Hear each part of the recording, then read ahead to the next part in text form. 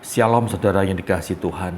Mari kita lanjutkan akan pembacaan firman Tuhan kita dari 1 Raja-Raja pasal 21 sampai 22. Yang kita renungkan dari 1 Raja-Raja pasal 22 ayat 30 sampai 40. Saya bacakan saudara, satu ayat yaitu ayat 30 pasal 22 yang berbunyi demikian. Raja Israel berkata kepada Yosafat, "Aku akan menyamar dan masuk ke medan pertempuran, tetapi engkau kenakanlah pakaian kebesaranmu." Lalu Raja Israel menyamar dan masuk ke medan pertempuran. Saudara, kisah Raja Ahab di akhir hidupnya menunjukkan betapa keras kepala manusia dapat menolak kebenaran Allah. Meski sudah diperingatkan oleh Nabi Mika tentang akibat tindakannya, Ahab tetap memilih jalannya sendiri. Ia bahkan menyamar agar tidak dikenali dalam peperangan, seolah bisa mengelabui pandangan Allah. Namun akhirnya ia tewas oleh panah yang terlepas begitu saja. Kisahnya menjadi pelajaran berharga, saudara, tentang kesia-siaan upaya manusia melawan kehendak Tuhan. Dalam ayat 30-33, Ahab mencoba menghindari kematian dengan cara cerdik manusiawi, menyamar dan membiarkan Yosafat tampil sebagai raja. Mungkin dia berpikir pada waktu itu, biarlah Yosafat yang mati, bukan dia. Namun ayat 34 dikatakan, seorang prajurit menarik panahnya dengan sembarangan dan mengenai Raja Israel. Ironinya saudara, justru panah yang tampak acak itulah Allah Tuhan untuk menggenapi firman-Nya melalui Mika. Ahab berjuang menahan luka dan akhirnya tewas di keretanya. Dalam ayat 37-38 darahnya dijilat anjing. Ini persis seperti nubuat yang telah difirmankan Tuhan melalui Nabi Elia. Kalau kita baca 1 Raja-Raja pasal 21 ayat 19, yaitu ketika dia habis membunuh Nabot dan merampas kebun anggur milik Nabot.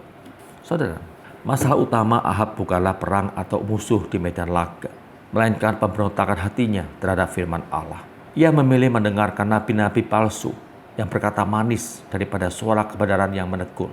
Ahab ingin menang tanpa taat, hidup tanpa tunduk. Ketakutannya membuatnya berpikir bahwa penyamaran bisa menyelamatkan dirinya dari konsekuensi dosa.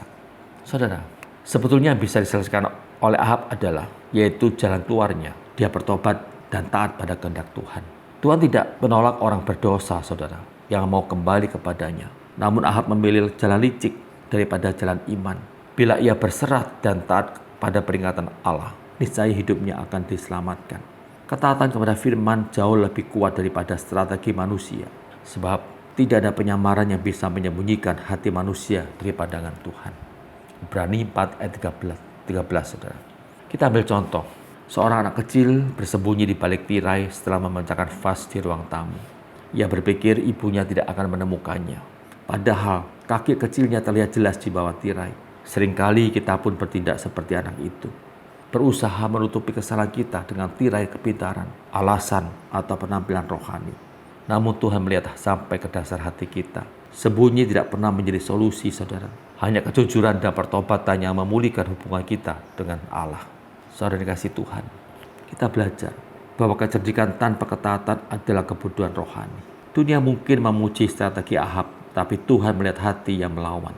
Mari kita berhenti dari segala macam upaya menyamar di hadapan Tuhan, baik lewat kepura-puraan rohani, kompromi dosa, maupun kebanggaan diri. Jadilah orang yang berani hidup transparan di hadapan Allah, sebab lebih baik ditegur sekarang daripada binasa karena mengabaikan suara kebenaran. Mari kita berdoa, saudara.